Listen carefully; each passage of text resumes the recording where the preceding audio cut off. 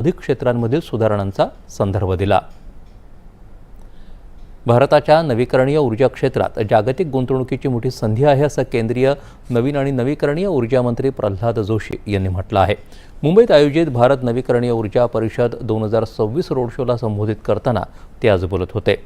भारत स्वच्छ ऊर्जेच्या दिशेनं वेगानं वाटचाल करत आहे आणि देशाच्या वाढत्या ऊर्जेच्या गरजांसोबतच नवीकरणीय ऊर्जा क्षेत्रातील गुंतवणुकीच्या संधी सातत्यानं विस्तारत आहेत असं त्यांनी सांगितलं। ही परिषद नवी दिल्लीतील भारत मंडपम इथं 2 ते 5 नोव्हेंबर या कालावधीत आयोजित केली जाईल। या निमित्तानं प्रथमच आंतरराष्ट्रीय सौर आघाडीची 9वी सभा आणि हरित हायड्रोजनवरील आंतरराष्ट्रीय परिषद एकाच व्यासपीठावर एकत्रितपणे आयोजित केली जात आहे।